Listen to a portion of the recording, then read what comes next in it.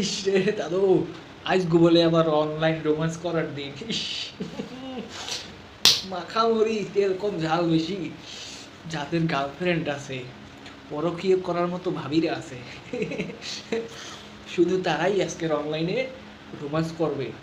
আর আমি বাবু সিঙ্গেল মানুষ, নাই বউ কিছু নাই, বালিশ জড়াই দিলে ঘুমিয়ে যাও, এখানে ঘুমাবো, ওখানে ঘুমাবো, সদাই ঘুমাবো, শীতই ঘুমাবো, খালি ঘুম আর ঘুম। আমার বাবু এত রোমান্সের দরকার নাই। খুব খুব ভালো আছি।